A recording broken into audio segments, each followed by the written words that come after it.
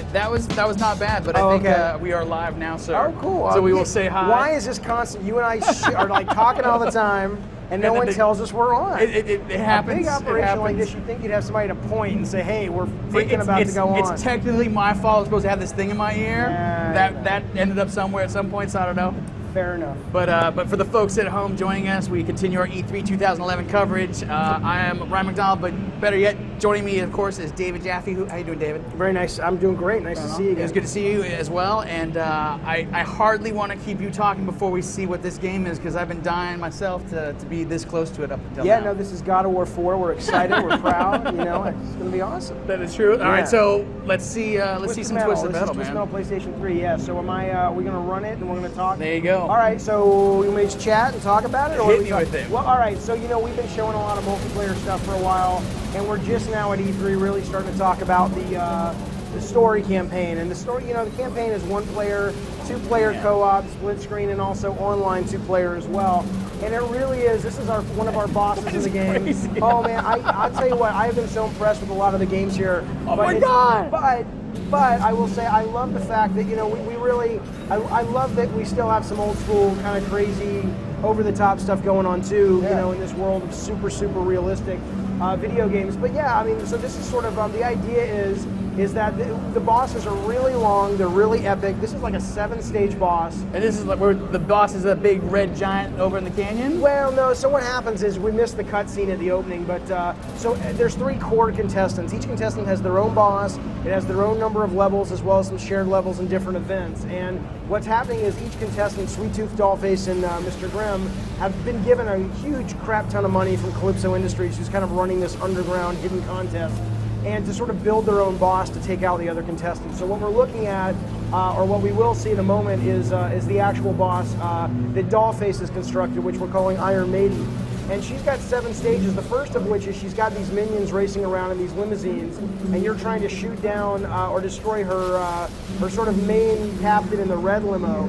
And you run over her and you're dragging her behind your vehicle, and you use that to sort of launch a couple of missiles to sacrifice the leader to get a missile launch that shuts down the shield, right? So at first we start sort of a straight up sort of introing the idea, and then in a minute we'll see after the missile launches, then the missile launcher gets to move, and then she does new attacks, and then I don't know how far we'll get in this demo, I don't know how much time we have, but it really is meant to be one. I love bosses that sort of Metal Gear style that seem to just go on and on and on, and when you're done, you just feel like, holy cow, that was like an amazing endurance, And so we really wanted to make sure that all 3 of our core bosses in Twisted Metal really kind of had that epic feeling, not just in scope and scale, but in terms of just the length and duration and variety. So let's see what happens in a second. Let's see if you have to explain what we just saw.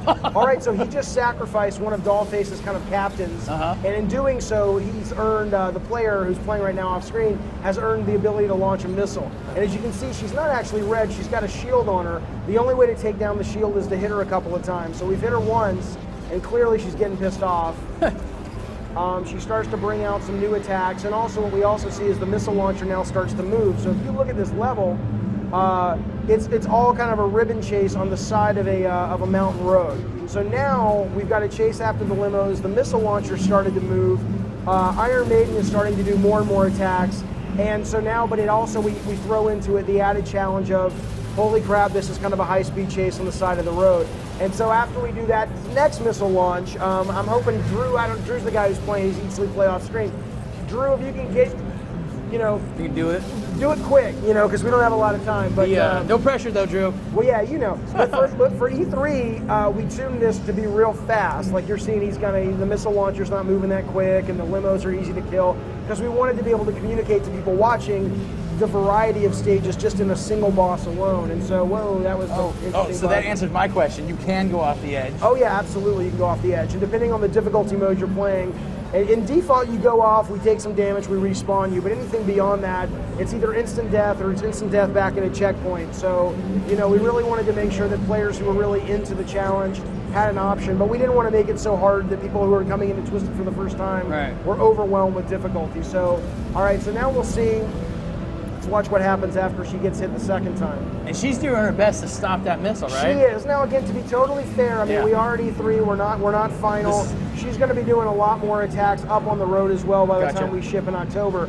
But yeah, so now she's bringing out some new attacks, right? So now she's going to spin around. She's starting to shoot these like robotic baby doll heads out of her mouth as well, and these are pretty deadly. They'll kind of come and slam down on top of you. If they kind of do their spread shock attack, they'll knock you off the mountain. But now we're into, she's got some more attacks, and she's a lot tougher, a lot more aggressive. Again, I'm going to have Drew just really quickly, he's in God mode, go through and sort of take her out. But assume now you'd be dealing with a battle that's really, really tough and challenging. And probably is going to take you a little bit, but obviously we've kind of jumped ahead. And now you've done enough damage, so now she goes to, I think it's her fourth stage, which is kind of her Michael Jackson stage there, but his little moonwalker action. But she sends out a shockwave force field, and now as long as you're in that green, we've actually been calling it the red ring of death, but that's just sort of our own little, that's not what, but if you're seeing the red ring, it means you're on the wrong side of it, because if you stay outside of it for too long, you'll self-destruct. So she's racing along these mountain roads, trying to get you out of that ring in order to get you to self-destruct, and you're having to stay inside of it and also damage her and fight her straight up, but the battlefield has now gotten a lot smaller. And but now Drew, kind of take her to the next stage, so once you do enough damage to her in this stage, then we'll see. Now you've hurt her a little bit. And again, we're going for speed. That is not. Yeah, that's not. This is not. This is meant to kind of show. This is Truncation City right now. So now she's kind of in her second to last stage, and now you've got a battle with her on the bridge, and it's kind of like a tug of war where she's shooting you back, and you're trying to kind of bang at her to kind of push her off that bridge. And after, it's kind of like it's sort of a one-on-one, just kind of crazy battle. Go ahead, Drew, and just take her out. And after you do enough damage, obviously, eventually, again, that's one hit. It'll be a lot more than that. She'll do a lot more attacks. She basically falls to her death, sort of. But now we also have a special secret sort of extra stage. Drew, go ahead and quit, because we don't want people to see the bonus stuff.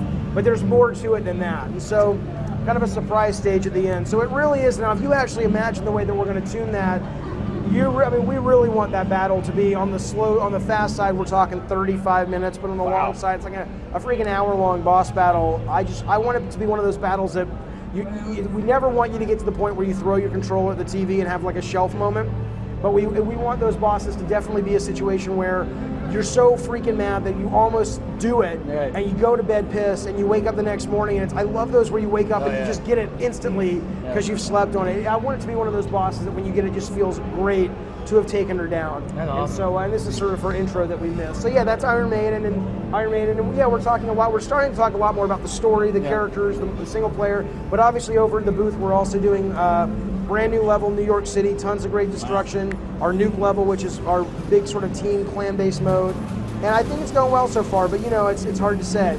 I mean, I haven't been able to get on the internet. I'm dying to know what people are saying after they get hands-on. Let's find. You want to? What people are saying. I want to know what they like, what they don't like. How's the show been going for you? And like, are you excited to show it off finally for more? This year's a lot. I mean, we're still working like dogs in Utah and Santa Monica and everything, but I think because now we have a better grasp on what the game is, whereas last year when we introduced it, we were still trying to figure out a lot of questions. And so now it's certainly not a leisurely E3 by any means, but we feel like the voice is strong, the spirit is strong, we know what Twisted Metal is, and so now we can kind of just enjoy watching the fans, enjoy it and really have a good time with it. So we're excited. I'll be honest, man. Like, I don't know if you saw, but we did this thing for Video Game History Month where we had brought out some old Twisted. I did see that. That was great. Absolutely. So yeah, we pulled that stuff out, and like it's crazy because like I kept on like thinking of like, all right, I know what the progression of like graphics very recently was from the 1 to 2, and then and now here we are. It's crazy awesome. To look back at TM1. I mean, that game. I was talking to Scott Campbell, who's my partner at Eat Sleep Play, who runs the joint out in Utah, and he thinks $850,000 is what Twisted Metal 1 cost. Can you believe that? Unbelievable. Can you freaking believe that? And imagine the profit margin, right? I mean, that thing went on to sell like crazy for $850,000. It's a whole different world now. Man. That's awesome. I know. That's like an iPhone game these days, I guess. I got some questions, man. Absolutely, yeah. So AJ out of Toronto wants to know, would it be drop-in, drop-out co-op? No. No. Sorry, dude. I wish. I love that stuff, but there's so much happening in the co-op in terms of really actually wanting to change the way we tune the game, and some of we just weren't able to sort of get that working and also keep the co-op experience as sort of really connected and pure as we want it to be. So we weren't able to support that. We got one from Chile. Haroon out of Chile wants to know, what is your favorite favorite car, I guess, or character in this game? You got one? It's too early to say? Well, you know, my favorite is, I have two. I really love Meatwagon, who's the ambulance, because I really like steering. You know, his special weapon, his alt special weapon, is he fires a gurney with a patient handcuffed to it out, and the patient's strapped with TNT, and that dude's like, no, fucking help me, help me, help me. And you can steer him into bad guys. And so I love it conceptually, but I also love the depth of the gameplay because, you know, direct hits are really hard to come by, but they do mega damage, but then there's splash damage. So if you can do like a direct hit and splash damage at the same time, there's just all this depth to it. So I really like Meatwagon. I love, you know, they're like my kids, right? I imagine all the guys and girls that eat some play would say the same thing, but for me, they really are like children of mine. So every single one has things I love about them. So but my favorite probably, if I had to choose today, would be Mr. Grimm's Reaper motorcycle, just because I love dragging that chainsaw along the asphalt and heating it up and making it flame and then throwing it is awesome. That's awesome. Yeah. So I have to say it. I'd be remiss if I didn't.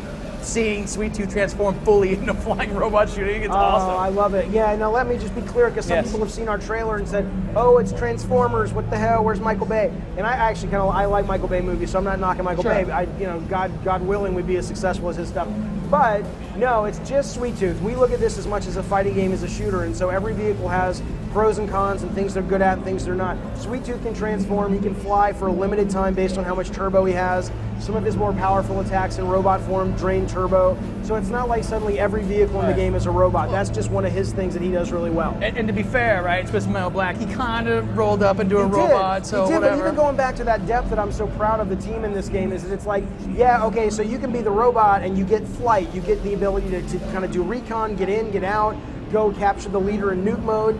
But he can take his head off and throw it as a weapon, does a little damage, but if you don't change into the robot and just use your normal special, we've basically kind of made Spectre's special weapon something called Laughing Ghost, which is now he throws his head instead as car form, and now you have this weapon that burrows through the ground, goes through walls, tracks people across the database. So suddenly it's like, wow, okay, I love flight, but I don't get that really cool Spectre missile. And I also love that if you're on the receiving end of Spectre, you can shoot that head out of the sky. You know, I mean, it's like there's a lot of balance, there's a lot of counterattacks, there's a lot of defense. So it really, I know when you look at it, you're like, holy cow, Twisted Metal, it's crazy, it's chaos. It absolutely is. Yeah. But I think this is some of the best design work we've ever done, just in terms of depth and balance and variety. So I really hope, you know, who knows, man. I hope players give us a shot and enjoy it as much as we are. You guys do pretty good, dude. I think you'll be all right. There's another question I got for you here from Batista Bomb and a Scarborough. He wants to know, this is actually a good question. Yeah. If you're not online, but you want to get some multiplayer action on, can you get some bots in there so you can play some multiplayer style? You can definitely do single player. You can go to challenge and endurance mode where you fight bots. And then you can obviously do, you can do split screen online with your buddy, and you can do just sort of local split screen. I got to be honest, I sound like an idiot. I should have known this, but we're still kind of finalizing a lot of features like that. I don't remember if we're able to. Hey, Drew, I don't know if you can hear me. Can you do split screen with bots, just you and your buddy, or no? Is he around? You can, yeah. Okay, so we do have that, yeah. That's awesome. I'm going to keep you here a little bit longer if you don't mind. I love chatting with you, man. Super of awesome. course, I love the show. Well, I told you last year, this is like my favorite way. When you get, that's okay. This is my, when you get home. This is my favorite way to watch E3, though. People are like, I want to go to E3. I love sitting in my freaking flannel pajamas and my t-shirt, my Indiana Jones hat, not my fedora, I'm not that geeky. It's like my cap I got from Disneyland, and like eating lunch and watching this show. I mean, that's how I love to go to E3, because it's like, it's kind of convenient, and I get to see all the games firsthand. I love it. So I'm here as long as you'll have me. You got it. Thank you so much. No, when I get home, I get to watch all this stuff too. So yeah. Oh, you actually, that's pathetic. You watch yourself, huh? No. I skip my segment. Like 90% of it's not me. I swear to God. No, seriously, this year I'm cutting back. Like, this is only one of 3 segments I'm doing because it's Twisted. I've got my good friend Alex. Asking a few questions. Oh, you want you to clip it on? Yeah, I'm getting all nervous. No, I don't know. All right, what's Alex got to say? Alex had a bunch of questions. Good. And I'm going to try to actually refresh and see what his latest one was, because he had about 10 of them. I love E3, I love the convention center, but I'll tell you what, the internet freaking sucks in this building. Bad, It is bad. It is bad. All right, so yeah, might as well say it. Yeah, so some of the people that were in here were like we were having trouble with our business because it was like some of the bandwidth issue. Yeah. And it's like we got like 10,000 network engineers working on it right now. Yeah, so, it's like you think we're not at Burning Man. Yeah, it's a it's like, freaking how- convention this center. happens It's like, every come year. on, you know. But everything else has been perfect though. It's a great show. I definitely appreciated the Sony press conference yesterday. What do you think of the Vita, if I might be so bold to ask you? Is it Vita or Vita? The China PS what? Vita, Life?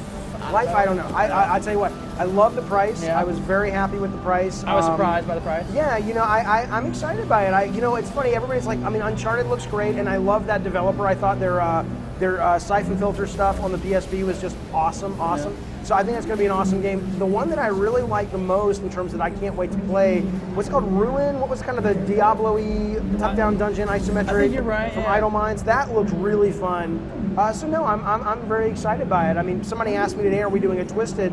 And no one's asked us to yet, but I definitely look at that and I go, I would love eventually to have the opportunity to do something on it because I think it's a really cool system. I'm excited for Sony. I think they might have a really cool winner on their hands. It's fun. There was another piece of hardware that was here. Did you get to see anything on that? The Nintendo's Wii U. I woke up and I saw a picture of the controller on Kotaku, and then I saw a picture of on Kotaku as well. I saw just the body of it. But and then from the Twisted booth, I could see some Mario. But other than that, I don't know much about it. Somebody was telling me kind of like iPad has an app where you can kind of move it around Like and Google see more. Goggles style? Yeah, I Yeah. thought that was pretty cool. Yeah, But I it's haven't kinda really cool. seen a lot of. There's definitely some neat ideas they got with that. So yeah, They always do. I mean, yeah. it's pretty Nintendo's cool. got some good business. Yeah. I'm gonna basically end on this question. Absolutely. Totally let you go.